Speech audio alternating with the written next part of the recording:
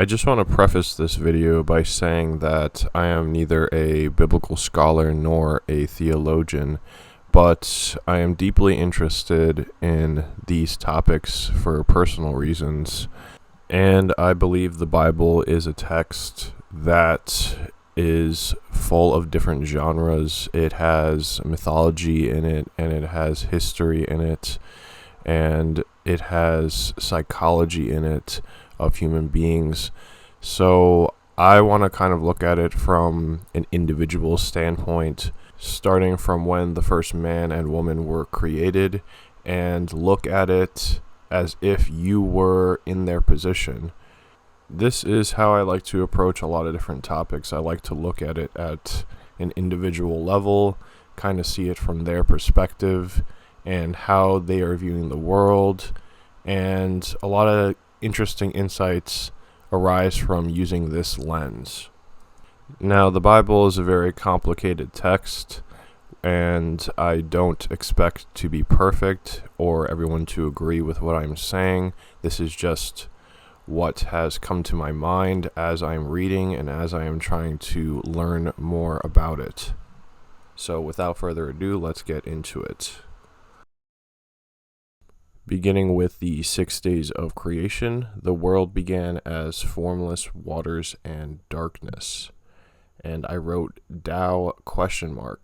Because another method I like to implement is using contemporary text from around the same time period or before to see the progression of how religious ideas take hold.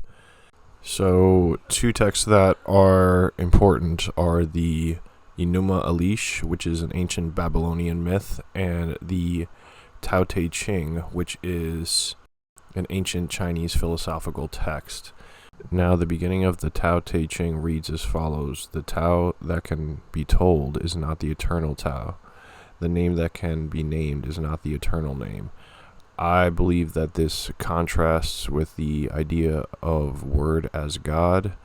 In John 1, it states, "In the beginning was the Word, and the Word was with God, and the Word was God." The Tao also translates to the way, so it can be seen as a sort of flow or formless potential. So that's why I believe that this idea might be what it signifies. Jesus in the Bible also refers to himself as the way, the truth, and the life.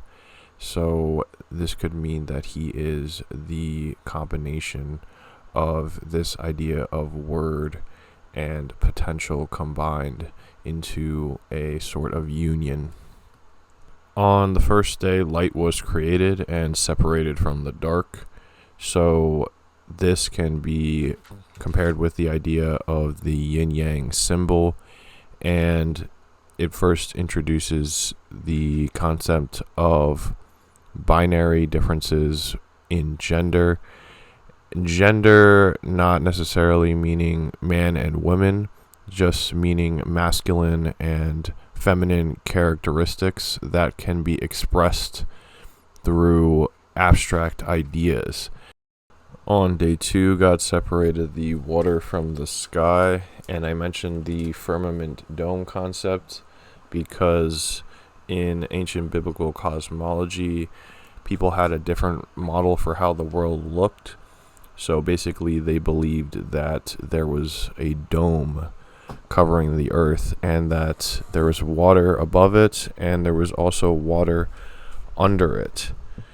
So you can see this very clearly in the passage of Genesis that says, "God said, 'Let there be a vault between the waters to separate water from water.'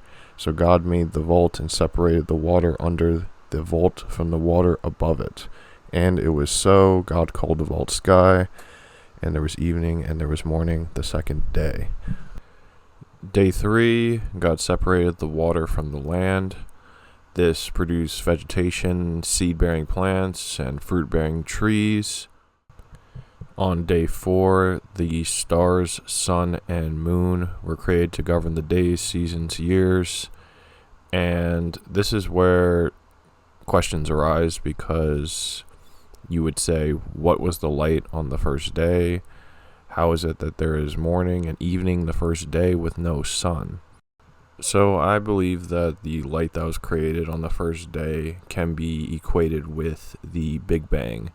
The only distinction that people get into arguments about is that God was the one who banged it. And in my opinion, I don't think that the question can actually be answered. So it really is just a matter of belief, whether you posit God as the beginning of the universe or whether you leave it up to arbitrary randomness. On day 5, the creatures of the sea and sky were created, the fish of the sea and the birds of the air. On day 6, land animals and man were created, and man was endowed with the ability to rule over all the beasts of the earth. Day 7, God rests, and the question arises again, why did God need days to create? Why not make everything simultaneously? And short answer, in my opinion, is that we as humans need a narrative structure, so we need a proper order to how the story actually works, and even if that is contrary to how God actually did things. The story of Adam and Eve is extremely interesting because to most Christians, this story is a literal reading, meaning that the events within it happened historically. And I believe that it is more so like a myth, like the Epic of Gilgamesh or the Enuma Elish. And the term myth, most likely viewed by these Christian fundamentalists, has a negative connotation in the way that the underlying meaning of it means not true. So I think that there are different forms of truth. There is historical truth, and then there is metaphysical truth. So the truth within mythology is very different than the truth within history. So you have to make that distinction when you are reading these types of texts. I think people take the literal approach because if the Bible is not a completely historical text, then this somehow degrades the legitimacy of their worldview as a whole. But in my opinion, it's the exact opposite. If the Bible was reduced to a simple history book, then it would not nearly have the amount of influence that it does on our society as a whole today. So God forms man from the dust of the ground and breathes life into him. I think this speaks to two different ideas. For one, it talks about the idea of independent creation. So this idea that God forms us all within the womb and creates us independently. Now, this view was challenged by Darwin in the 1800s when he proposed his theory of evolution, suggesting that we all evolved over time from a common ancestor. For the most part, Darwin gets a lot right, but the question about the origin of life and about the origin of man in general still remains a mystery. And the second idea I think it talks about is the primacy of breathing. So breathing is the only function that can be done both voluntarily and involuntarily, meaning consciously or unconsciously. It is also the only action that you can take that doesn't require external sustenance to survive. Now, you may be thinking, of course it does, it requires oxygen. And yes, but there's a distinct difference between oxygen, which is everywhere in the world, and then food or water, which needs to be scavenged for. There may be more to this point that speaks to a difference in substance. So if you're describing air as something that is all around us, something that we cannot see, and something that sustains our life, it starts to sound a lot like how we would describe God. So God forms this first man, Adam, and he is within this Garden of Eden, and in the middle of the garden there's this tree of knowledge of good and evil. The Garden of Eden is a area that is teeming with life and is surrounded by rivers. It is separated into 4 different headwaters. What a headwater is basically the source of where a river flows from. And these 4 rivers are the Pishon, Gihon, Tigris, and Euphrates. And the last 2 names you're probably familiar with if you remember being taught about the ancient river valley civilizations in world history. So God says, "Do not eat or touch the fruit from the tree, or you will surely die." Now, as a spoiler, they do not physically die, so perhaps this implies that they will become aware of their incoming death, or it could mean that they possessed immortality and now their days are numbered and they would die in the future. Man was given the power to name creatures, so this is the emergence of language within human society. And prior to this, people used symbols to communicate what they saw, and then it moved on into an oral tradition and a written tradition, which is explicit in the Bible we have today. Woman was made out of man and his rib, so she is described as bone of his bones and flesh of his flesh. So they are within this union before separation, and the Bible explains how this union is rekindled through the institution of marriage later on when a man leaves his father and mother. Following the creation of Adam and Eve, the serpent in the garden is introduced, and he says, "Did God really say you must not eat from any tree in the garden?" And this is the first instance of a questioner, the first instance of doubt within the minds of humans. And the serpent is a representation of this doubt. And he's very conniving and words it in this way because he says any tree instead of just the tree of knowledge of good and evil.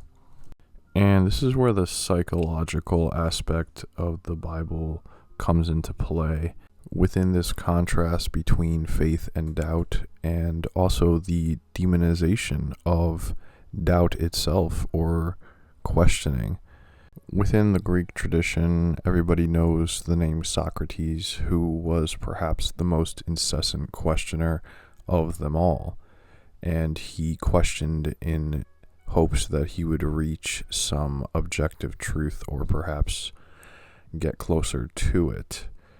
Now, there is a real danger in continuous questioning, and you can see this in the dialogues as Socrates deconstructs the beliefs of every single one of his interlocutors. And once the worldview is deconstructed, you may be left in this void of nihilism and meaninglessness and not be able to crawl your way out of it. So questioning leads to the foundations or reasoning for your thought, and you may end up discovering that there was no reason at all, except other people believed that, and you just adopted that view. And once you discover this, you kind of have to figure out how to think on your own, and this is a real struggle. So the snake instills this sense of doubt within them, and then tempts them by saying, "Your eyes will be opened and you will be like God, knowing good and evil." So for them, it is very difficult to see the downside in this deal. So perhaps Adam and Eve lacked the foresight to really understand the consequence of their action. It's much like a child who is told not to do something and then they do it anyway because of their natural curiosity. Eve sees that the food is desirable both for eating and for gaining wisdom, whatever that may mean or may look like, and she decides to eat it. And this is where the sin of pride is born, because she chose to succumb to her own temptation over following the command of God. It is an interesting thought, though, that we all make mistakes in life, and once we do make those mistakes, they become a sort of marker for behavior in the way that we do not ever want to stoop back to that level, and we want to become better. So this is the way our minds work, and it really speaks to this within the story. Once Eve eats the fruit, she then feeds it to Adam, and then their eyes are opened, and they both realize they were naked. They then sew fig leaves together as clothes, and this is the very first instance of human creativity. So they create as God creates. Following this, the Lord God was walking in the garden. So it is an anthropomorphic God, meaning that he has human-like characteristics. And Adam and Eve, feeling fear and shame, hide away. So before it said they felt no shame in their nakedness, and now they feel this negative emotion which has arisen. For whatever reason, God doesn't know where they are, so he's looking for them like a game of hide and seek. And once he finds them and realizes that they have eaten from the tree, he asks Adam, and he blames Eve for giving him the fruit, and then Eve blames the serpent. So this is the first instance of an abdication of responsibility. As punishment, women received increased pain in childbearing, man was forced to toil the land, and the snake was forced to crawl on its belly. So prior to this, the snake actually had limbs similar to that of a human or another animal. And it makes me think of the image of a dragon. After this, Adam and Eve are banished from the garden and the tree of life, which symbolizes immortality with God in heaven. And the entrance is blocked off by a cherubim with a flaming sword. And Jordan Peterson has an interesting view on what this could mean. Why do they have flaming swords? Well, a sword is a symbol of judgment and the separation of the wheat from the chaff. You use a sword to cut away and to carve. And a flaming sword is not only that which carves, it's that which burns. And what does it carve away and burn? Well, you want to get into paradise? It carves away everything about you that isn't perfect. And so what does that mean? Okay, well, here's part of what it means. This is a terrible thing. So you could say that the entire Christian narrative is embedded in that image. Why? Well, let's say that flaming swords are a symbol of death. That seems pretty obvious. Let's say further that they're a symbol of apocalypse and hell. That doesn't seem completely unreasonable. So here's an idea. Not only do you have to face death, you have to face death and hell before you can get to paradise. Hellish judgment. And all that's embedded in that image. So physically, cherubim are described to be angels with wings that have 4 faces, one that of a cherub, and I don't necessarily know what that is because it seems to be interchangeable with the cherubim name, and second, that of a man's face, third, that of a lion, and fourth, that of an eagle. Following Adam and Eve's banishment from the garden, they have 2 sons named Cain and Abel. Now Cain was the firstborn, and his name in Hebrew means spear or possessed, and Abel's name means breath. So these are the 2 first brothers that are ever in existence.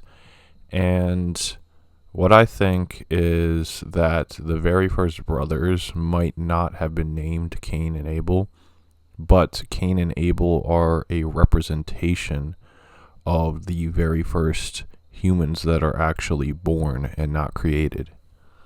Their relationship is defined by competitiveness in the same way that most siblings would compete for their parents' attention. They compete for God's favor in their sacrifices. Cain is a farmer and Abel is a shepherd. Cain brings fruits from the soil and Abel brings fat portions from the firstborn of his flock. So already we could see a division of labor and a sacrificial practice. Abel's offering was favored over Cain's, and Cain felt anger and his face was downcast with shame. And this is the birth of the vice of envy. So it is unclear what it means when they say that Abel's offering was favored over Cain's, but I think it has something to do with the knowledge that you hold, meaning Abel knows that he gave his best to God, and Cain also knows that he did not give his best to God. So, in turn, Abel is happy because he knows that he gave his best, but Cain feels shame because he also knows that he did not.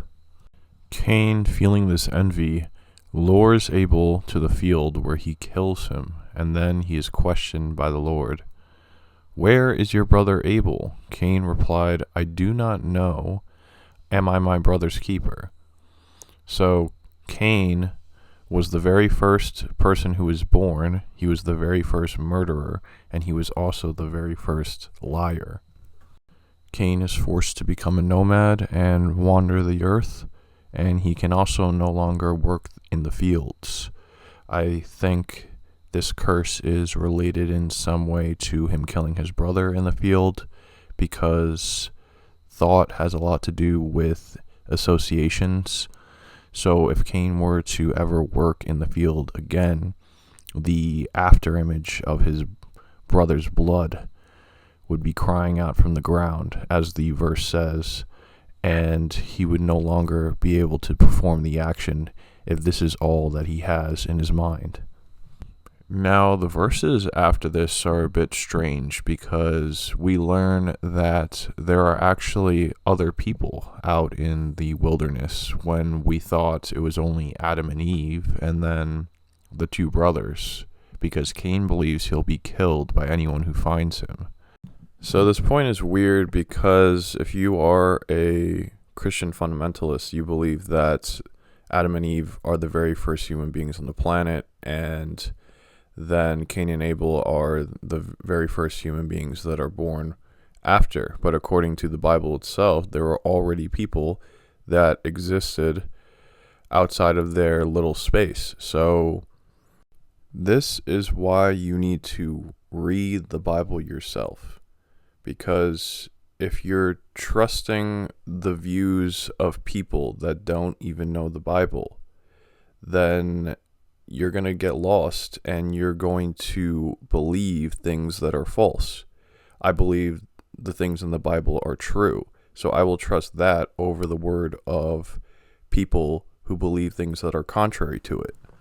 I grew up in the church from a very young age, and I always felt like I was in this bubble of people trying to protect you from the opposing narratives of the outside world.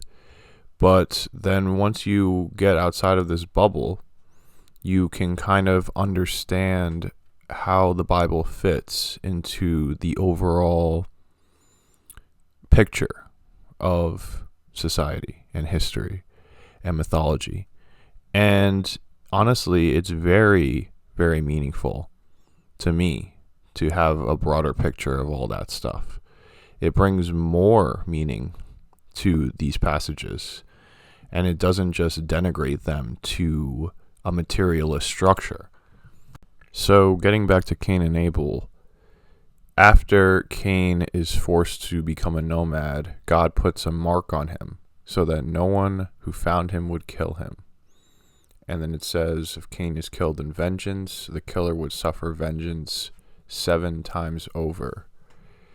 I'm not actually sure what the significance of those numbers are. I think it might be referring to something like tit for tat warfare, like you perform a grievance against a person and then they'll come back at you with that much more vigor, and then once you come at their family or their family line, then they're going to come back at you even harder down the line, and just that vengeance will build up.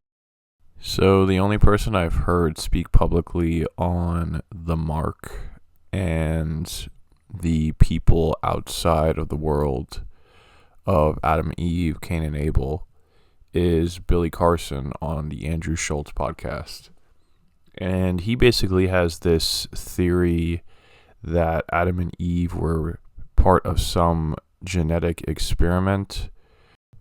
But what makes me wary about how he speaks is the fact that he talks with a great deal of certainty. He obviously is well read and has come to his own conclusions, but I would be very careful of people that claim to know what actually happened. It may be the fact that I don't think of Genesis as a purely historical account, and I think of it more mythologically, but it's just something to take note of. Following these stories, there is a genealogy from Adam to Noah, and I gave the etymology here too, which is basically the study of how words and their meaning change over time. And something interesting that I realized was that everybody in the Bible only has one name. So that got me thinking about the history of last names or surnames. And it turns out that they are not that old, actually. In ancient China, they had surnames that were based off the matriarchal line. So instead of the father passing down his last name, it would be the mother instead, which I thought was very interesting. But for the Western world, the existence of surnames isn't that long. But honestly, I don't know much about that point. I just thought it was an interesting insight. And getting back to this, Adam and Eve bear another son. So the lineage up until Noah is actually their third born son, Seth, who doesn't get much airtime, if I'm being honest. And we go down the line all the way to Noah and his 3 sons, Shem, Ham, and Japheth. Now we are going to get into the story of Noah and the flood. By this point, human beings are populating the earth, and God cuts the lifespan of man to 120, it says. My spirit will not contend with men forever. So it has nothing to do with the quality of air within the time period, has nothing to do with the diets of people. It just has to do solely with God imposing his will for men not to live longer than 120 years old. This is where it gets interesting, because it talks about these creatures called the Nephilim, which are assumed to be giants who roam the earth and have also mated with humans. Some people speculate that the Nephilim were a production of fallen angels mating with humans, but it is unclear to what the meaning of a statement like that would be. They were described as the heroes of old, so characters such as Gilgamesh, and it is unclear whether or not they were humans or not, but perhaps their towering figures and brutish strength is what distinguished them from the everyday person. Even today, we can look at figures such as Brian Shaw, Eddie Hall, Thor Bjergsen, and say, yes, they're human, but they still possess a level of superhuman strength that is not normal and definitely distinguishes them from the everyday man. So it says, every inclination of the hearts of men were evil, and the Lord's heart was deeply troubled and filled with regret of creation. Two things is, how does God have a heart? And why is he filled with regret? And also, why would he regret creating animals? Because they, apart from humans, do not have conscious thought and the ability to distinguish between higher and lower pleasures. Valid questions, of course, but perhaps to keep with the structure of the story, God needed a reason to wipe out the earth. So he saw that everything on the earth was evil, therefore, let me bring a flood to wipe it out. Really, it's very interesting how these stories work, because you could see it in this way where everything's going to shit, so to speak, and then God's basically like, we need a baptism of fire, or a flood, more accurately, in order to cleanse the earth and start anew. It's very symbolic in a way. And if you didn't see it through this religious lens, you would just say, yes, periodically there are floods that occur as a result of impending ice ages. And, these are just two views of the world that you could take, and one has a lot more drive to it, I would say. It has a lot more reason to it, because you can explain a reason for how a flood works, right? You could say the ice caps are melting, therefore there's a flood, but you can't really explain why it happens if you don't have religion. So there was violence on the earth and hedonism, I'm sure, but Noah found favor with the Lord and was told to build an ark made of cypress wood, measuring 450 feet long, 75 feet wide, and 45 feet high, with 3 decks. Now, I just thought of this, but perhaps Noah was the first ever shipbuilder in this narrative. And if that was the case, and there weren't actually other people that built ships during this time, or before this time, then you truly could say that that creation was divinely inspired, because it was the first ever instance of it.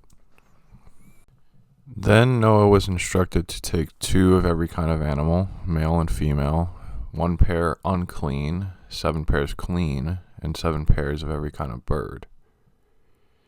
So it's obvious why you would take 2 male and female, so that the animals could repopulate the earth. But the distinction between clean and unclean isn't that clear.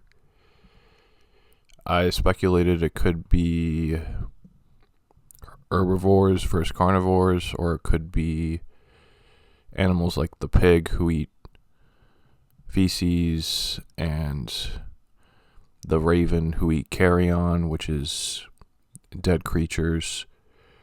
Or it could also be the animals that God deemed acceptable for sacrifice, but even that is a little bit unclear. So it's all up to speculation. Something that's confusing to me is that there was agriculture during this time, And that kind of contradicts with the idea of a flood resulting from an ice age, like the aftermath of an ice age. If anybody can make sense of this, feel free to drop a theory or your ideas in the comments, because this is a little bit mysterious to me. And why else would there be a flood? Maybe a tsunami of sorts, but I think they're too far inland for that to occur. Anyway, the flood came when Noah was 600, and it rained for 40 days and 40 nights, and it wiped out every creature on the earth. And the mountains were covered with a depth of more than 20 feet, and the waters flooded the earth for 150 days.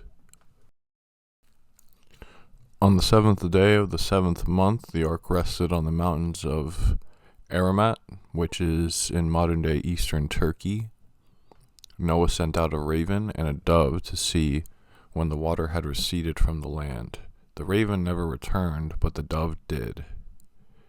The raven, an unclean animal, can be a symbol of death or wisdom and prophecy. The dove, a clean animal, can be a symbol of blessing, prosperity, and the Holy Spirit. And of course, these meanings change over time according to their context, but I'm sure the distinction between the raven and the dove is what gives them their symbolism. So Noah sent out the dove again, and it returned with an olive leaf. I thought of the myth of Athena versus Poseidon when they were competing to become the patron goddess or god of Athens, which is one of the founding myths of the city. And they're asked to offer a gift in order to become the city's god or goddess.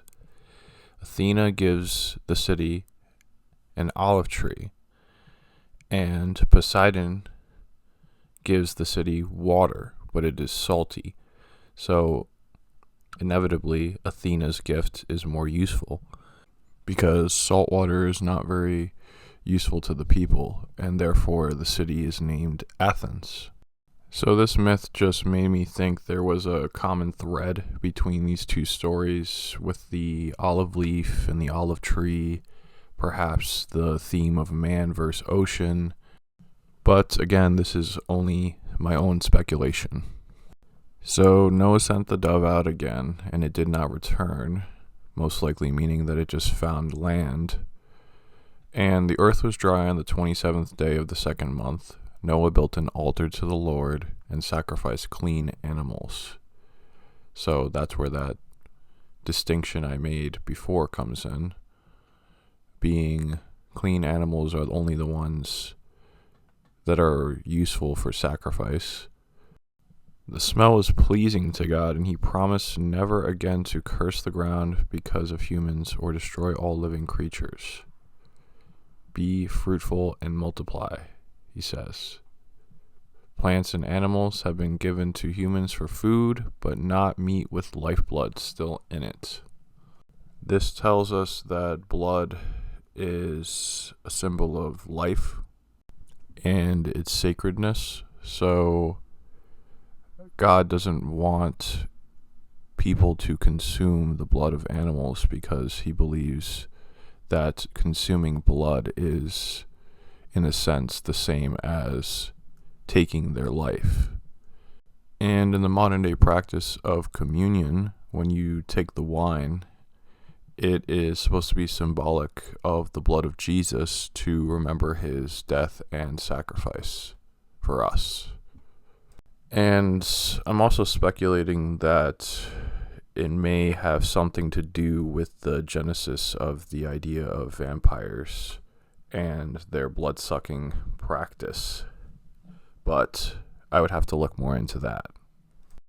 So Genesis 9:6 says, "Whoever sheds the blood of man, by man shall his blood be shed. For in the image of God has God made man, And this just reinforces the idea of the intrinsic value of humans and also the sacredness of life. And then a rainbow appeared as a symbol of God's covenant or promise with man to never again destroy the earth. So, in modern times, the rainbow has now become a symbol of the LGBT community, and that's why there's this intense tension between Christianity and perhaps religion in general with these people. And I do believe that the symbol does get reduced in some way to a sort of selfish pride, as opposed to the relationship between God and humans. But I do not believe that anybody in any way is deserving of hate. I believe people can disagree in a civil manner, and whatever you choose to believe, and whether that leads you down a dark path or a bright path, is inevitably entirely on you. This next part of the story is a bit strange because it talks about Noah and his family settling, and then he plants a vineyard for wine and then gets drunk. Following this, his middle child, Ham, finds him naked in the tent, doesn't say anything, and then goes to tell his brothers. His brothers proceed to walk backwards into the tent so they can't see their father naked, and then lay a garment over him to cover his indecency. So that's why I thought the purpose of this story was to distinguish between respectful and indecent behavior. However, following this, Noah curses Ham's son, Canaan, which his offspring will later become the Canaanites. And it says, "Cursed be Canaan, the lowest of slaves will he be to his brothers." So, I'm not sure if the punishment fit the crime, basically, is what I'm saying. Because to curse a whole lineage of people because of this one mistake seems a bit over the top. Following this, there is a scattering of the descendants of Shem, Ham, and Japheth across the lands of the Middle East, and this is called the Table of Nations. The next story is the Tower of Babel, which I'm sure most of you are familiar with, and it begins in a plain in Shinar, which is Babylonia, and also modern-day Iraq. Within the map, it is also within the territory of the population of Shem's descendants. So it says that they all had a common speech. This did not mean that the entirety of the population that spread across the Table of Nations had common speech. It even said that there was a dispersion of language, but within this specific territory, they all had one common language. So they built a tower of brick instead of stone, and they used tar for mortar, which is basically the material that you mold the bricks together with. And they wished to construct a tower reaching towards the heavens. And God acknowledges that nothing would be impossible for people if they came together with a common plan and a common language. So he scatters them in the languages they speak.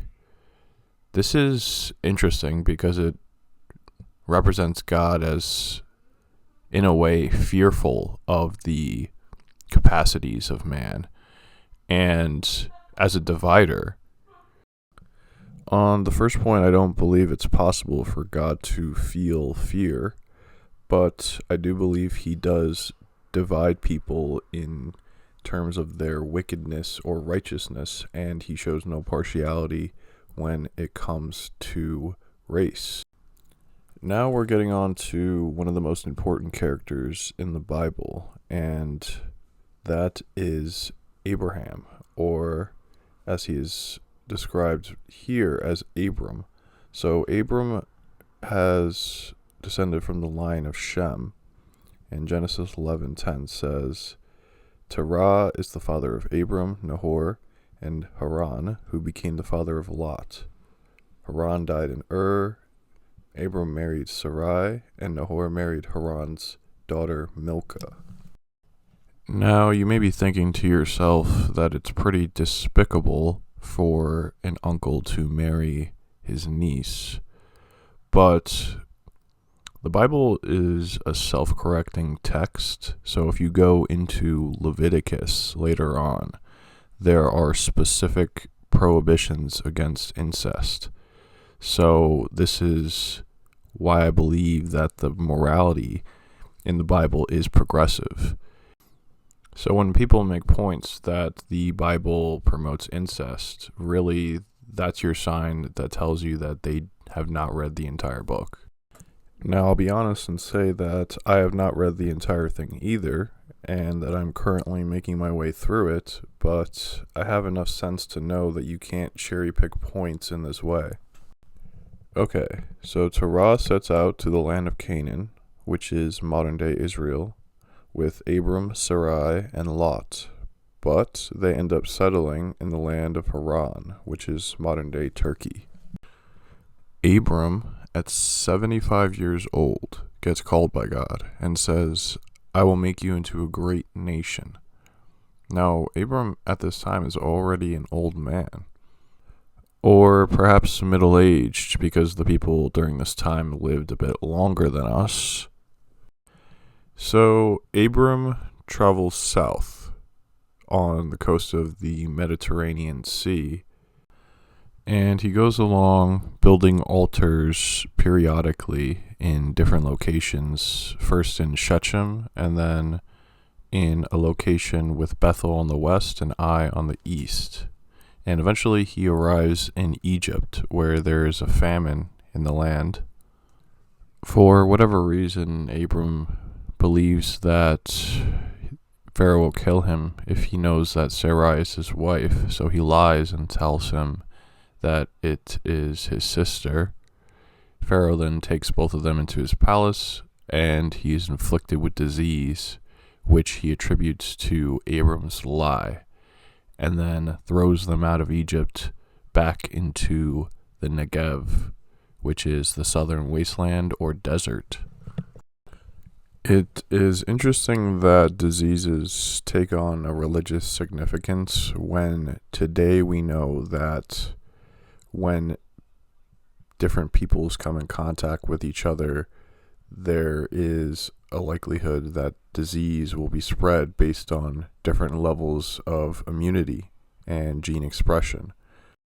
This is not to say that science can explain everything in the Bible, but at least it can provide us with a bit more clarity.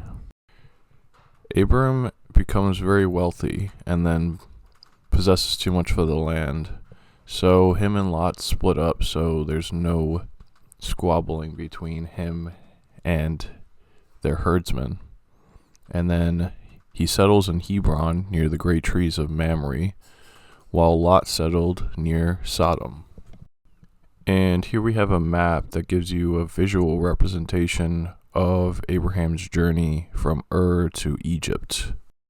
After Abram and Lot separate, Lot becomes ensnared within a battle between kings. So it's 4 kings versus 5 kings. And within the 5-king camp, there is the king of Sodom and the king of Gomorrah.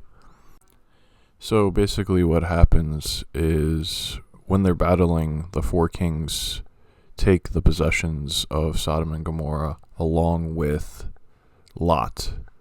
So Abram hears about this and then takes 318 trained men from his household and goes to recover his nephew. Along with this, he recovers the possessions that were stolen, and the king of Sodom says, okay, give me back the people, but you could keep the goods. But Abram replies in Genesis 14:22, I have sworn an oath to the Lord, God Most High, creator of heaven and earth, that I will accept nothing belonging to you, not even a thread or the strap of a sandal, so that you will never be able to say, I made Abram rich. Imagine a scenario where there's a millionaire and a poor man.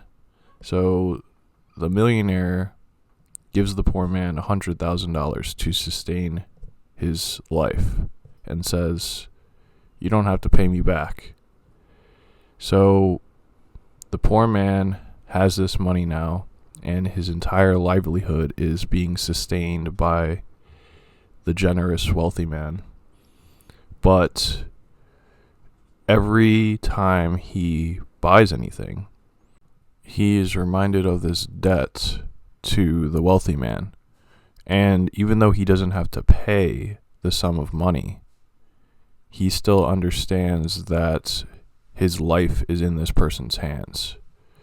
So in the same way, Abram doesn't want another man to have power over him. Following this, God makes a covenant with Abraham, and the Lord says, I am your shield, your very great reward. And then he promises that his descendants would be as numerous as the stars in the sky, but also that they would be enslaved and mistreated for 400 years before the enslaving nation is punished and his people are rewarded. So this is a prophecy of things to come. At this point, Sarai is unable to conceive children, so she tells Abram to sleep with her Egyptian slave, Hagar, so that she could build a family through her. So she does this, and Hagar has a child named Ishmael. Then Abram has his name changed to Abraham, which means father of many nations. Sarai's name is changed as well to Sarah, and then there's a new covenant through the process of circumcision, and Abraham and all the men in his household are circumcised as a way to differentiate between God's people and everyone else. It is unclear whether this was done for health reasons or as a symbol of loyalty to their God or as a practice against the fertility idols of the time or all of the above. But I do not know, so we will leave that up to speculation. Following this, Abraham has 3 visitors who are described as the Lord and 2 angels. It's unclear who the Lord is, whether it's a prophet or it's supposed to be Jesus in a past time, or if it's God in the form of a man. And it's very mysterious because this happens multiple times in the Old Testament, but it is unclear who these mysterious figures are. The men come for 2 reasons. The first one is to tell Sarah that she is going to have a child by next year. After she hears this, she laughs, but the man speaking is dead serious and says, is anything too hard for the Lord? And when he says this, he's referring to himself. So I think what this is implying is that the man speaking is supposed to be God. The second reason for their coming is to destroy the cities of Sodom and Gomorrah because word of their sins has reached them. But Abraham pleads for them because he believes that it is not right for the righteous to be swept away with the wicked. And he does this a number of times. He says, if there's 50 righteous men in the city, will you spare them? The Lord says yes. 45, 40, 30, goes all the way down to 10 men. And he says, if 10 men in the city are righteous, yes, I will spare them. And surprise, surprise, they don't find even 10 righteous men and women within the city. So before the cities get swept away and destroyed, the 2 angels go down and are taken in by Lot into his home. Soon after this, the men of the city try to break in and have sexual relations with the angels. These angels then blind the intruders and then tell Lot and his family to leave the city immediately. And they settle in a city named Zoar. And then burning sulfur rains down on Sodom and Gomorrah and destroys the cities. Lot's wife looks back and is turned into a pillar of salt. So, following this, there is a story about Lot and his daughters that involves incest once again. And we already mentioned the future abolition or prohibition of incest in Leviticus, and the specific verse is 18:6.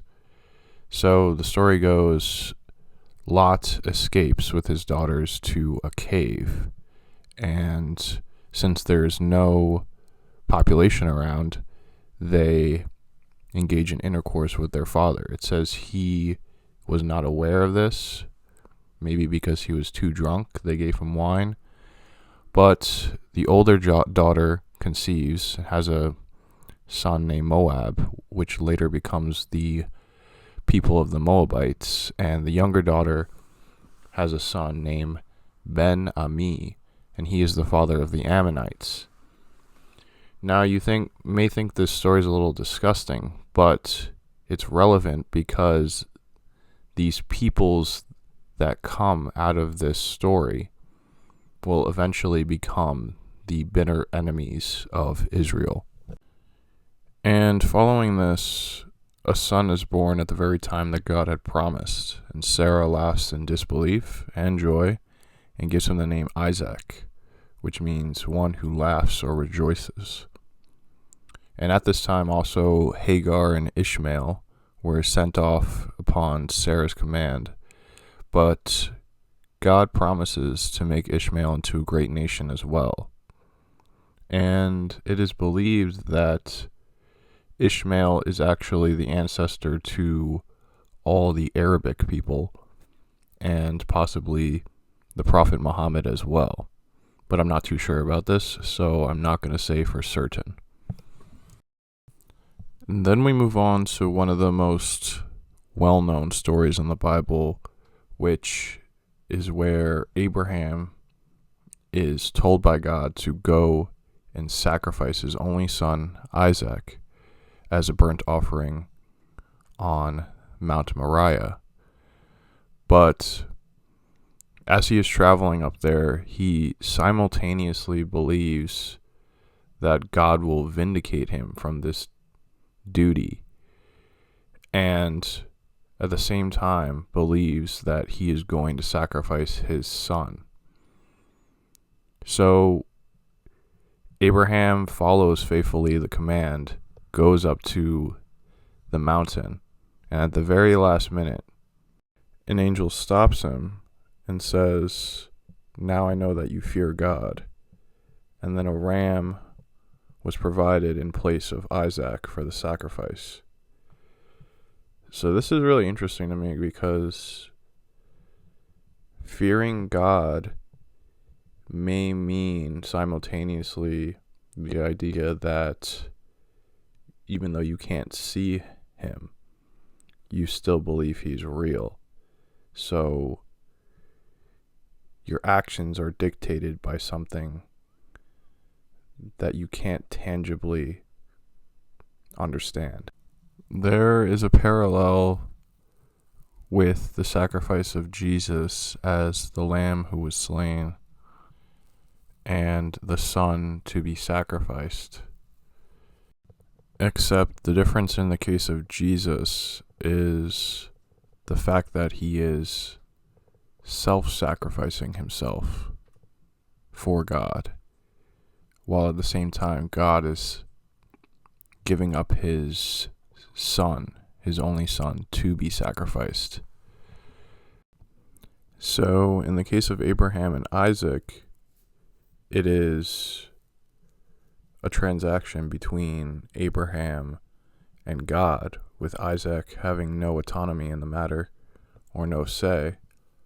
And in the case of Jesus, it is more of a reciprocal relationship. Following this, Sarah dies, and Abraham wants to buy a burial site for her near Mamre, where he built an altar to the Lord before. So he buys a burial site from the Hittites in a place called Machpelah, and that is where she is buried. Then Abraham wants to find a spouse for his son Isaac, so he sends his servant back to his homeland in Mesopotamia, and he doesn't want her to be a Canaanite because of how the Canaanites were cursed before in the story about Ham and his father. So the servant goes to a town named Nahor, which is the name of Abraham's brother. So I suppose it is implied that this is where his brother's descendants would set up shop, so to speak. And he prays to God and says, "May the first woman who waters my camels and shows kindness to me be the wife for Isaac." And that ends up being a woman named Rebecca, who also has a brother named Laban, and they are the grandchildren of Nahor. Rebecca willingly goes back with the servant, and then Abraham ends up dying, is buried in the same field as his wife Sarah, and then there's some genealogies about Ishmael after that. It's kind of funny because Isaac doesn't get much screen time except for this one story in his encounter with Abimelech, the king of the Philistines, and it's very similar to Abraham's story when he went to Egypt and he lied about his wife being his wife. So it's pretty much in parallel with that story, and there's not much else said about Isaac. A lot more attention is put on his sons, Jacob and Esau. So in Genesis 25:23, it says, "Two nations are in your womb, and two peoples from within you will be separated. One people will be stronger than the other, and the older will serve the younger." These are the first fraternal twins in the Bible. Esau is hairy. That's what his name literally means, and he came out first. And Jacob, which means heel, to follow behind, came second, grasping onto Esau's heel. So the names have very literal meanings. Esau became a skilled hunter and was loved by Isaac because his father had a taste for wild game, and Jacob lived in the home and was loved by Rebekah, so he was a bit of a mama's boy. And one day, Esau was coming back from a hunt and was famished and demanded Jacob to make him some food, and Jacob agreed on the condition that Esau would give up his birthright to him. So Esau agreed because he hated his birthright or did not understand the value of it at the time. Some time passes and Esau takes a couple Hittite women as his wives, and Isaac and Rebekah don't approve of these women. Now, when Isaac grows very old and he can barely see, he instructs Esau to fetch him some wild game so that he may give his blessing to him. Rebekah overhears the conversation and tells Jacob to quickly get some goats from the field so she can prepare them. Jacob is concerned about deceiving his father, but Rebekah says that she will take on the blame. This is a rather interesting idea concerning sin. So Jacob is the one committing the sin, but Rebekah is the one taking responsibility for it. And in the same way that Jacob deceived his brother for his birthright, Esau agreed to it. So as soon as that happened, the responsibility no longer lies on his conscience. So Jacob is the most deceptive one within these stories, but in God's sight, he is blameless. So Rebekah takes some of Esau's clothing, and she also takes some hair from animal skins and covers Jacob in them to replicate the hairiness of his brother. And Isaac gives him his blessing, even though he's a little bit skeptical about who he is. Right after that, Esau runs in and has his offering ready, and then Isaac starts trembling with fear because he realized he's been deceived. And he says, I can't give you the blessing. I've already given it to Jacob. Now Esau says, don't you have any more than one blessing? And realistically, Isaac could have gave him a blessing as well, but then it would have just been from himself.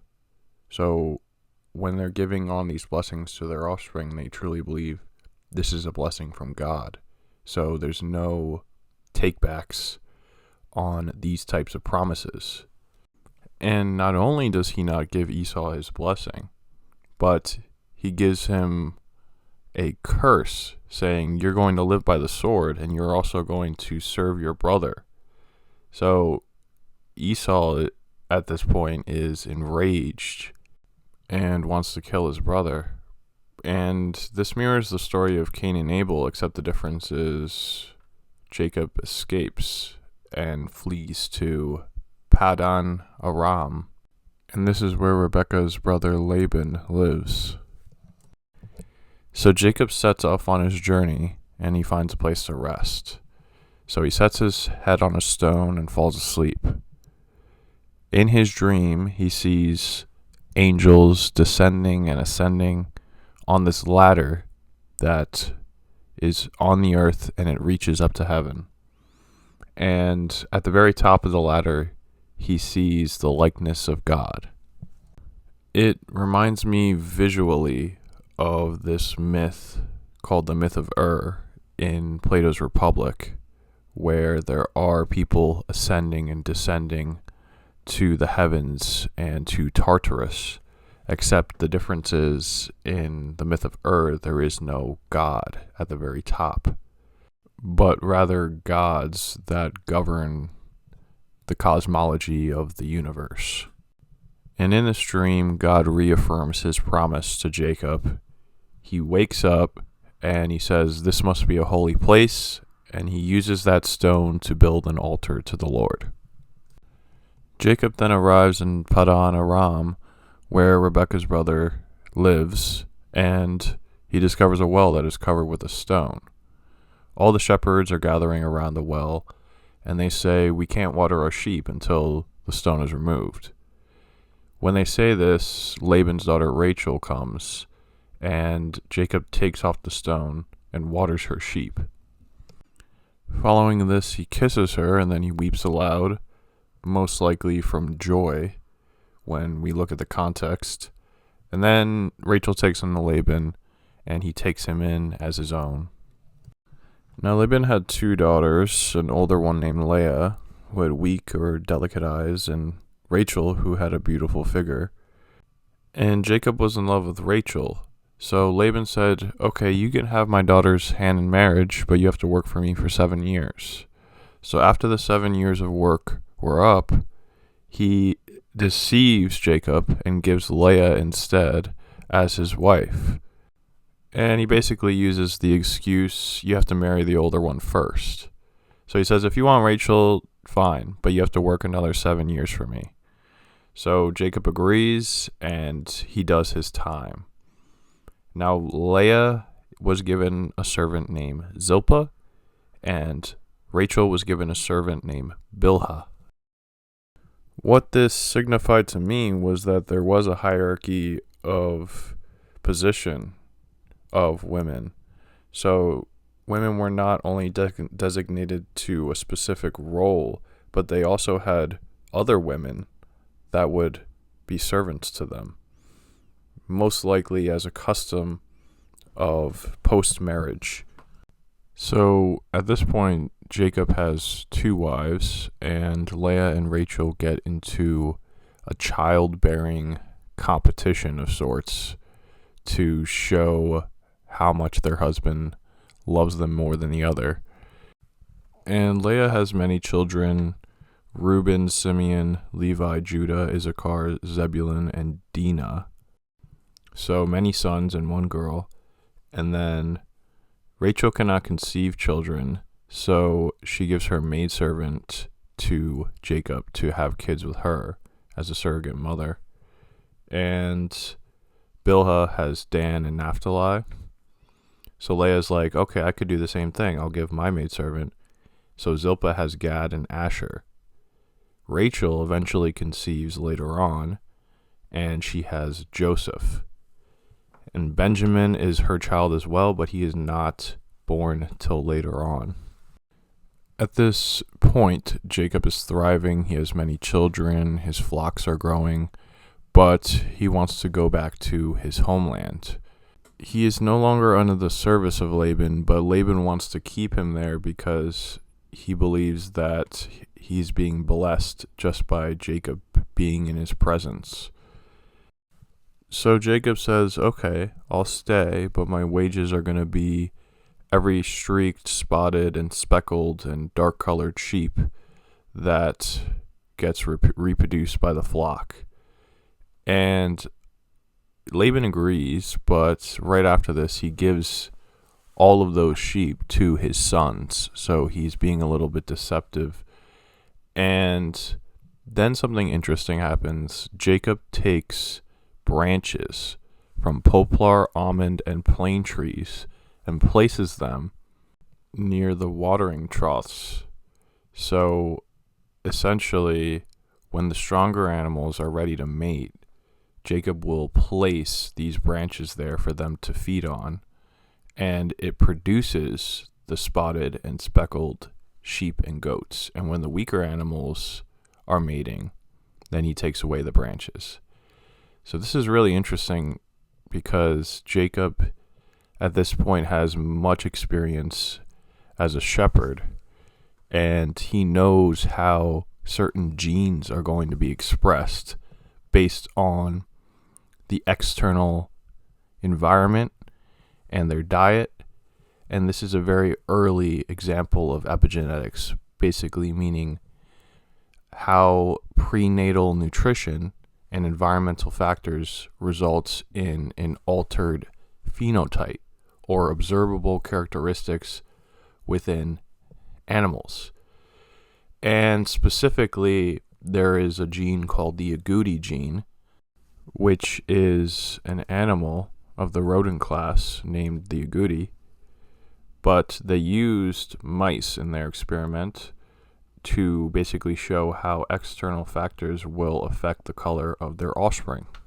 So Jacob was onto something very early on, before the study of epigenetics and genetics and even biology even existed as a field. After this, Jacob hears that Laban's sons are slandering him, and then he gets a command from God to leave the land. So he takes Leah, Rachel, and his children, and he leaves. But Rachel takes some of her father's household gods, or idols as they are later called, and then Laban pursues them, catches up to them, but is told by God, do not say anything good or bad to Jacob. It's interesting. This may mean that he doesn't want to flatter Jacob or to slander him.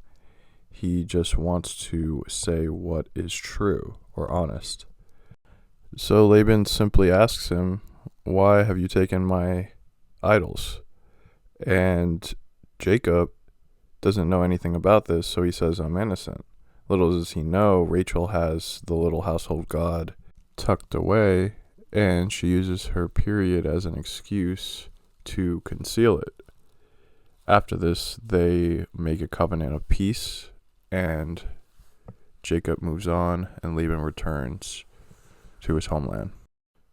After this, Jacob sends messengers to Esau, and they return to tell him that he has an army of 400 men. So in great fear and distress, Jacob assembles many gifts as a way to pacify his anger, because he believes that Esau still is out to kill him. Through the night, Jacob is wrestling with a mysterious man until daybreak, and the man touches his hip and dislocates it. But Jacob would not let him go until he blessed him. The man changes Jacob's name to Israel because he had struggled with God and humans and had overcome.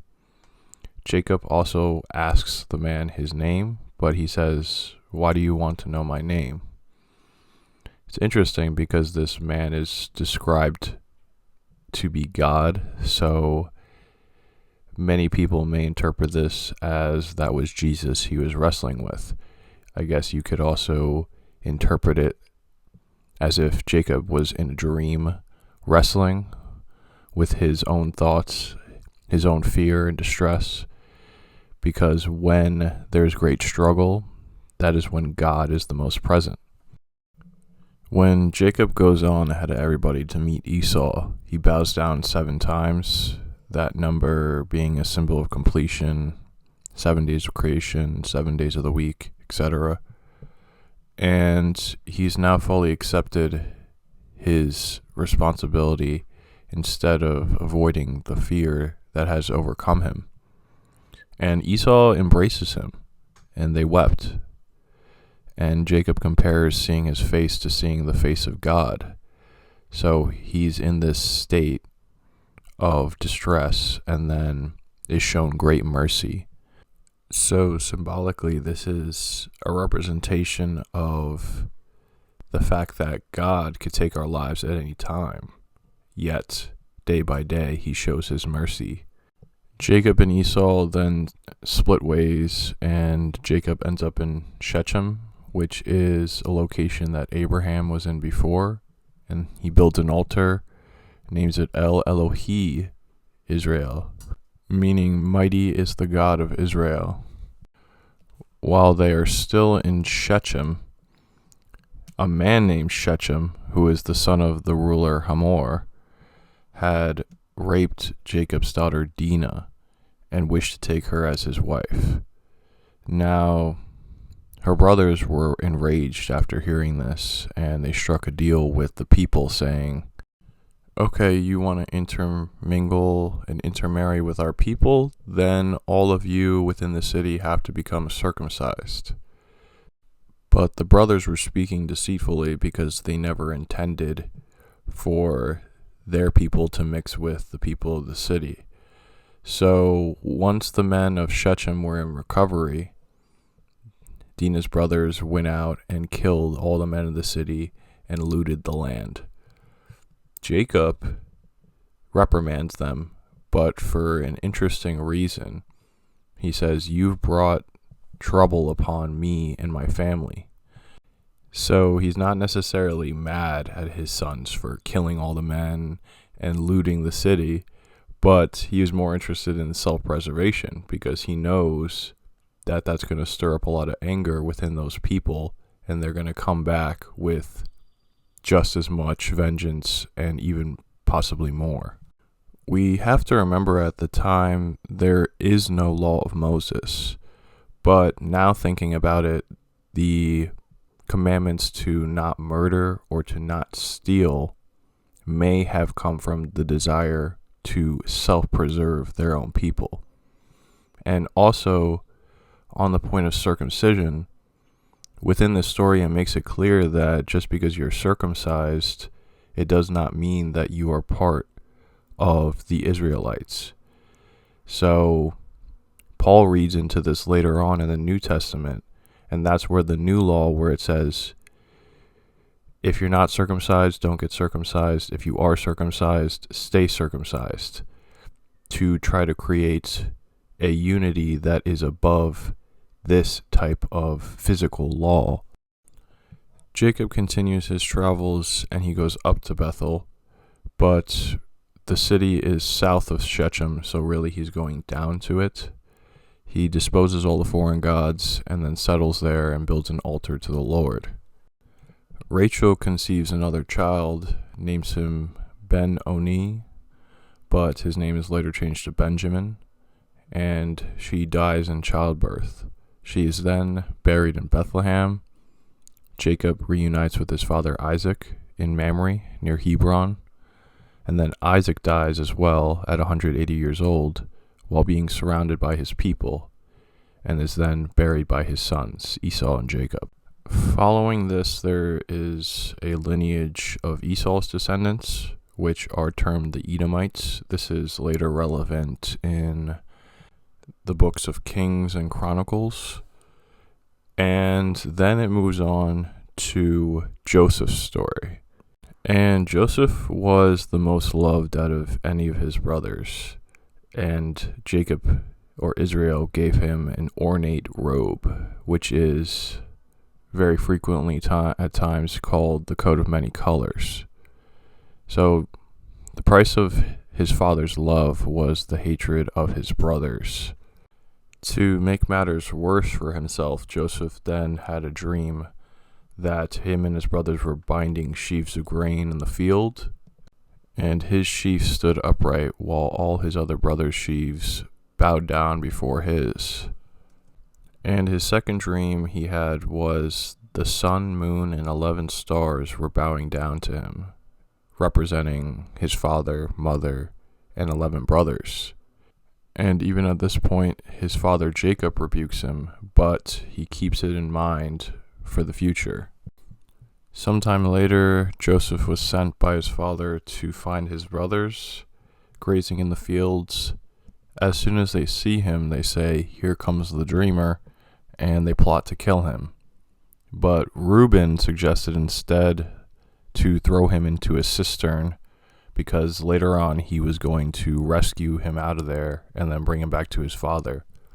But once he returned to that cistern that they threw him in, he realized that his brothers had sold Joseph to the Ishmaelites, and then the Ishmaelites sold him to Potiphar, the captain of the guard in Egypt. After this, Joseph's brothers dipped his robe into goat blood and then brought it back to his father, saying that a ferocious beast had killed him. Then there's a side story in Genesis 38 concerning Judah and Tamar, Judah being the son of Israel, and he goes off and marries a Canaanite woman and then has a son named and then he gets a wife named Tamar. But soon after, it says was wicked in the sight of the Lord, so he was stricken down. And then basically Judah has another son named Onan, and he says, "You have to sleep with your brother's wife and carry on his lineage." So Onan sleeps with Tamar, but he doesn't want to have children with her because they won't be his own, which is strange because, the child would be his in DNA, but in name it wouldn't be. So during this time period, they believe that a person's name holds more value than their actual biology, because nobody really knew how DNA worked at the time and how genes get reproduced and passed on to their offspring. So Onan spills his semen all over the ground because he doesn't want to have children with Tamar. And then it says he was killed as well because he sinned in the eyes of God. It's kind of funny though, because if a brother slept with his deceased brother's wife in today's era, we would consider that pretty immoral. And then Judah basically says to Tamar, "Wait for my son Shelah to grow up." And over time, Judah might have forgotten his promise, or it just took too long to give his son over to Tamar. So Tamar, one day when she hears that Judah is riding into town, disguises herself, and then Judah hires her as a prostitute. And he says he would give her a young goat from his flock, but he doesn't have it on hand. So he gives his seal and his staff as collateral for the time being. And these stories always are interesting to me because, like, how would you not know that it is Tamar? You know, like, does she have a hood on the entire time? Like, even when they're having sex, like, it doesn't really make any sense to me. But basically what happens after this is Tamar gets pregnant with his child, and then Judah figures out that she's pregnant and rebukes her because he thinks that she sold herself off and she was supposed to keep herself pure for his son. And when she comes to him, she's like, here's the seal and the staff that the man gave me. So Judah was basically like, oh, so I'm the one in the wrong here. And then after this, Tamar has 2 twin boys named Perez and Zerah. Now, this story seems pretty random in isolation, but if we go to Deuteronomy 25:5, it becomes a law that is propagated by Moses. And it says, if brothers are living together and one of them dies without a son, his widow must not marry outside of the family. Her husband's brother shall take her and marry her and fulfill the duty of a brother-in-law to her. The first son she bears shall carry on the name of the dead brother, so that his name will not be blotted out from Israel. So this is a direct law pertaining to that exact story. And then when we go even further in the Bible to the New Testament, 1 Corinthians 7:39, it says, a woman is bound to her husband as long as he lives, but if her husband dies, she is free to marry anyone she wishes, but he must belong to the Lord. In my judgment, she is happier if she stays as she is, and I think that I too have the Spirit of God. So we could see that the law changes over time, and definitely because of these differences within the New Testament and the Old Testament, it causes discordancy within, the Jewish tribes and the Christian tribes. Another story that comes to mind is in the Gospels when Jesus comes in contact with a prostitute that the crowd wants to stone. And then Jesus basically says, if anybody here is without sin, let them throw the first stone. So in the story of Judah and Tamar, that's exactly what happens. Judah's sin is turned back right onto him as soon as he makes the judgment concerning her prostitution, just as it is in the story with Jesus and the prostitute. So yeah, very interesting how that seemingly random story becomes very significant in its full context. But moving back to the story of Joseph. So Joseph gets sold to Potiphar, Pharaoh's captain of the guard, and he's living in his household, and during this time he is bringing great prosperity to Potiphar in his household and the fields, and he's bringing great wealth to him, to the point where he does not even have to do anything except, enjoy himself and eat his food. So Joseph is put in charge of everything within this man's household.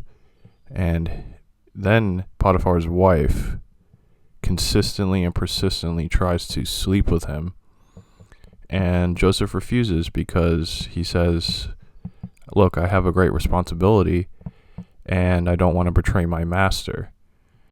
So, since Joseph decidedly refuses her day after day, she decides to blackmail him instead and says to her husband, look, Joseph, your Hebrew slave was trying to sleep with me, which is the exact opposite of the truth. And then Joseph gets thrown in prison. But even though he gets thrown in prison, he finds favor with the warden there too. And then the warden puts him in charge of everything, including the prisoners. Sometime later, 2 officials of Pharaoh, the cupbearer and the baker, had offended him and were thrown in the prison where Joseph was in charge. Then both of them had dreams, but nobody to interpret them.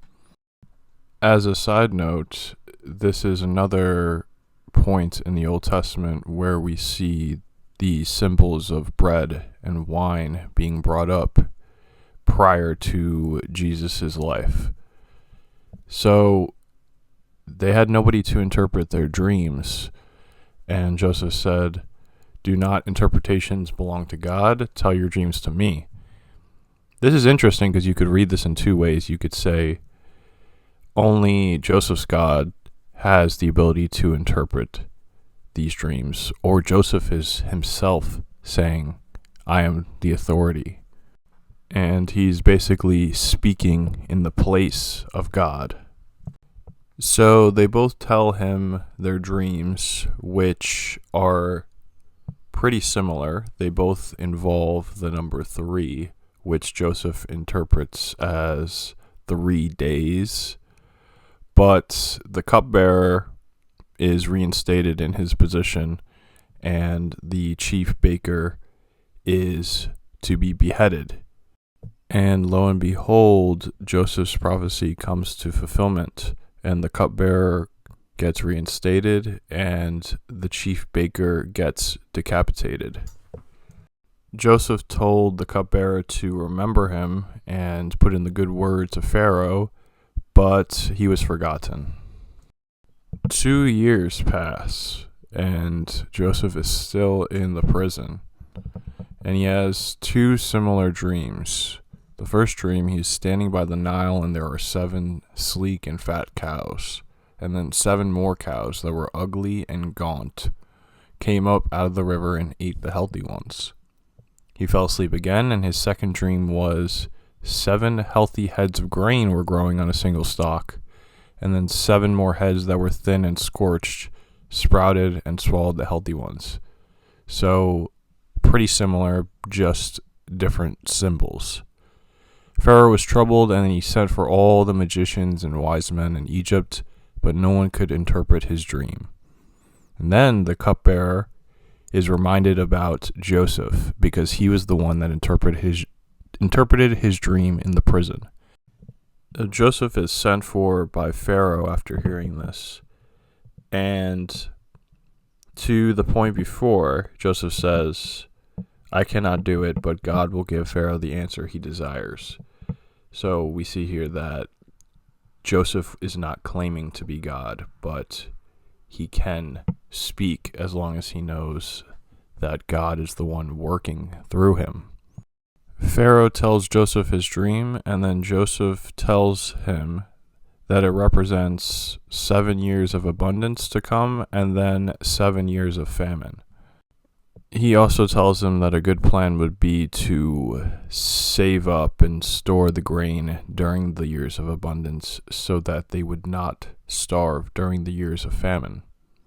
Pharaoh sees that Joseph is wise and discerning and that there is no other like him, so he ends up putting him in charge of his palace. Joseph, being second in command of Egypt, was given much respect and honor, and Pharaoh gave him a new name called Zaphanath Paneah, or the God speaks, and he lives, or he who deciphers the hidden. And Pharaoh also gave him Asenath, daughter of Potipharah, the priest, who he had 2 sons with, and named them Manasseh and Ephraim. So this signals two things to me: that there was already a priesthood within Egypt, which later influenced the priesthood of the Levites, and that the law in Egypt would have influenced the law of Moses, because Egyptian culture was very much intertwined with Hebrew culture as soon as this union instated by Joseph and Pharaoh came about. If you believe that the law is divinely inspired, then you have to ask the question, which law? Is it all the Jewish laws, even though they have Egyptian influence? Is it all law in general? It can't be that, because then you would have to say the Code of Hammurabi, which is an eye for an eye, is also divinely inspired. And perhaps in the moral progression of time, it is divinely inspired within that specific period, but it was never meant to last. Returning now to the story, the famine at this point is ravaging the land, and Joseph opens the storehouses for grain to be sold to the Egyptians. And 10 of Joseph's brothers, excluding Benjamin, went down to Egypt to purchase grain. Joseph recognized his brothers while they did not recognize him. At this point, they all bow down to him, and then he remembers the dreams that he had. So Joseph wants to see his brother Benjamin, so he accuses them of being spies and says, "I won't know if your word is true unless you bring your youngest brother here with you." So he keeps Simeon in jail, and then the rest of the brothers return to their father. And then they realize that Joseph filled their sacks with grain and the silver that they came with to buy the grain. They realize how their father would react to that, and now not having Simeon with them, they believe that all of this is basically a punishment for selling Joseph into slavery. And upon seeing all this, Israel basically says, "I've lost so much already, I am not sending Benjamin back with you." So some time passes, and the famine is still raging throughout the land, and they run out of food. So the brothers plead again with their father to allow them to go back to Egypt with Benjamin to buy grain from Joseph. Reluctantly, he allows them to do so, and Judah takes full responsibility for his brother in case anything happens. So they return with Benjamin, and then Joseph sees his brother and weeps, and they all have a great feast. As a quick side note, the brothers are given water to wash their feet, so we could see that this practice of feet washing goes back very far before the time of Jesus and his washing of the disciples' feet. So they all have a great feast, and Benjamin is given the largest portion. Then after this, Joseph instructs the steward to fill his brother's sacks with grain and silver, and also to put his own silver cup in the sack of Benjamin. He does this perhaps to keep his brother Benjamin with him in Egypt, but he is using very deceptive means to do so. So he tells his steward to go follow them after they put all these materials in their sacks, and to accuse them of stealing their master's cup. He tells them to say, "Why have you repaid good with evil? This is the cup that my master drinks from and also uses for divination."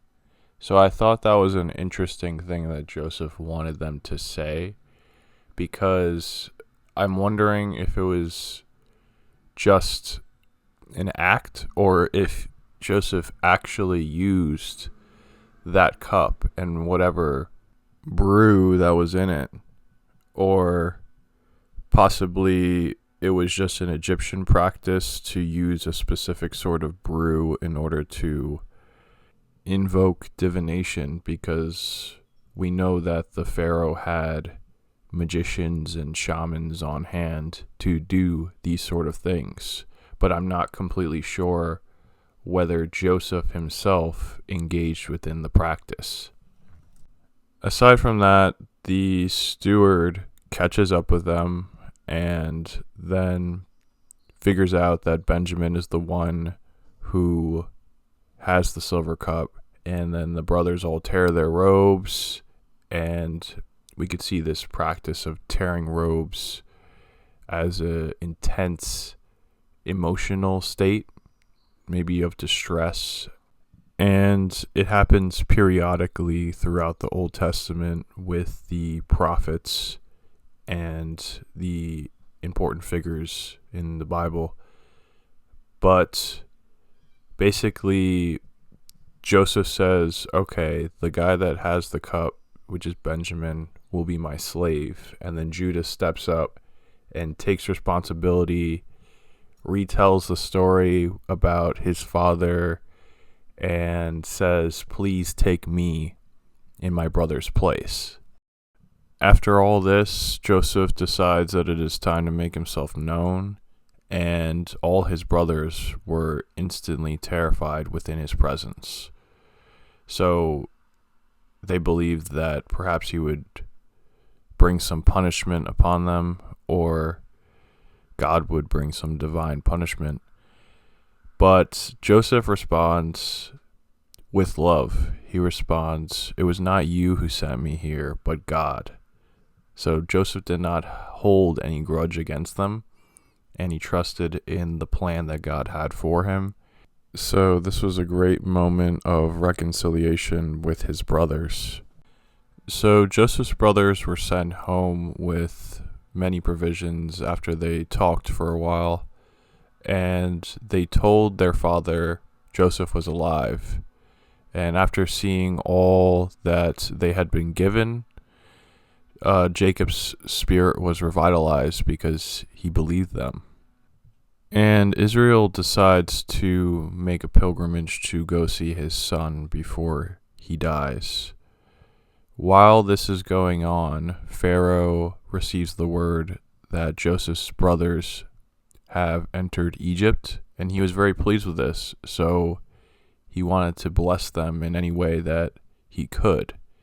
So he allowed them to settle within the region of Goshen, and all of the Israelites are shepherds by trade, so he allowed them to tend to their livestock there. After Joseph had this reunion with his father, there were matters to attend to in the land. So Joseph had collected all the money found in Egypt and Canaan as payment for the grain, but the famine was still ravaging the area. Since there was no more money, the people had to trade their livestock, horses, sheep, cattle, donkeys, and goats, for food for the next year. And then they ran out of livestock, so they had to trade their labor and their land. So Joseph put them under the servitude of Pharaoh. The type of servitude he put them under was a sort of taxation system. So Joseph gave the people seeds to plant for crops, and he said, 4/5 of this you could keep for yourself and for food, but you just have to give 1/5 of the product to Pharaoh. So this is a very interesting look into ancient day economics. As Israel was nearing the end of his life, Joseph brought his two sons Manasseh and Ephraim to be blessed by him. So Jacob, or Israel, put his right hand on Ephraim the younger, and his left hand on Manasseh the older, by crossing his arms, perhaps as an Old Testament allusion to the cross, but this seems a bit far-fetched. Really, it could be for the reason that Jacob was the younger son himself out of him and Esau, and as a later New Testament reference to the idea of the meek inheriting the earth. Here we have a map of the region of Goshen and everything that surrounded it. When it came close to the time of the death of Jacob, he gathered his sons individually and told them how their days would carry out. So he gave them either blessings or curses. Now, I thought before that these were individual blessings, but I believe it pertained more towards their clans and how the future of their lineages would play out. Now, within this slide, I only highlighted the negative blessings. I don't even know if you can call it blessings, but the section is titled Jacob Blesses His Sons. For Reuben, who was excelling in honor and power, would no longer excel because he defiled his father's bed when he slept with Bilhah, his concubine. For Simeon and Levi, he says their violence and cruelty and anger is cursed, and they will be dispersed in Israel. Now, this is pretty interesting because in Exodus, Moses comes from the Levite class, and they become Israel's priests. So it says right here that they're going to be cursed, but they end up taking the position of authority within the next couple books. For Judah, he receives a great blessing. And it says, your brothers will praise you, your hand will be on the neck of your enemies, your father's sons will bow down to you. Also says, the scepter will not depart from Judah, nor the ruler's staff from between his feet, until he comes to whom it belongs, and the obedience of the nations is his. He will tether a donkey to a vine, his colt to the choicest branch. He will wash his garments in wine, his robes in the blood of grapes. His eyes will be darker than wine, his teeth whiter than milk. Very, very poetic.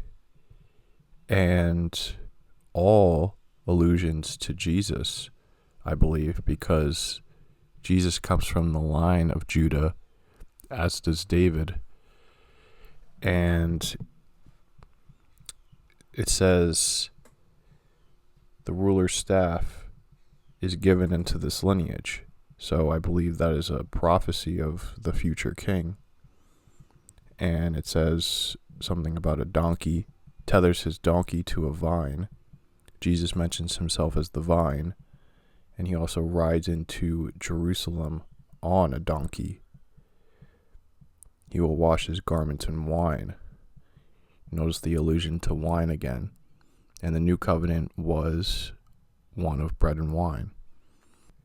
And it could also be simultaneously a reference to King David and also Jerusalem as a city. So many, many meanings hidden within this one prophecy. It says, Benjamin is a ravenous wolf. In the morning he devours the prey, in the evening he divides the plunder. I believe that this is a reference to King Saul and his life because he descends from the line of Benjamin. And at first he is a good king, but very quickly he descends into the path of violence and chases David his whole life, pretty much. Dan will provide justice for his people as one of the tribes of Israel. this could be a reference to Samson in the book of Judges. And as for the other brothers, I do not exactly know what their blessings could be a prophecy for, but I do believe if you had the intention of figuring that out, you would find it in the books that follow Genesis through the books of the law, and then Joshua, Judges, Ruth, and then the books of the histories, 1 Samuel, 2 Samuel, 1 Kings, 2 Kings, 1 Chronicles, 2 Chronicles. I have read those books, but a lot of information escapes my notice. So if you have the intention of trying to figure out specific prophecies in the Bible, then I believe those would be revealed to you if you wanted to research that. There is a message in Matthew 7:7 where Jesus says, "Ask and it will be given to you, seek and you will find, knock and the door will be opened to you. For everyone who asks receives, everyone who seeks finds, and to him who knocks the door will be opened." I believe that this message pertains to knowledge. So if you're going to seek something specific about the Bible, you will find it, because that is the object of your goal. Going back to the story now, Jacob breathed his last breath and was embalmed by physicians for 40 days. 40 being a pretty symbolic number, represented in the flood story of Noah when he was on the waters for 40 days and 40 nights, and also when Jesus was tested in the wilderness for 40 days. So Jacob was buried where Abraham, Sarah, Isaac, Rebekah, and Leah were buried, and there was a great mourning of Israelites, his entire family, and Egyptians alike. That lasted for 7 days, another symbolic number in the Bible symbolizing the days of creation. After this, Joseph's brothers are still worried that he is going to punish them for their sins. So they tell him that Jacob, as a final request, wanted Joseph to forgive his brothers. Joseph took this message to heart and wept after hearing this, but I don't think that he was going to hold a grudge against them anyway. This is because he reassures them and says, "Am I in the place of God? You intended to harm me, but God intended it for good." So he doesn't blame his brothers for what happened to him. He thinks it was all part of the divine plan. Joseph lived to 110 years old, and he saw the third generation of Ephraim's children. And he said to his brothers, "I am about to die, but God will surely come to your aid and take you out of this land to the land he promised an oath to Abraham, Isaac, and Jacob." So he reinstated this covenant with his family, and then he made them swear an oath saying, "God will surely come to your aid, and then you must carry out my bones up from this place," because once he died, he was embalmed and buried in Egypt. And we could see in Exodus 13:19, when Moses was allowed by Pharaoh to take the Israelites out from Egypt, that he also carried Joseph's bones, just as promised.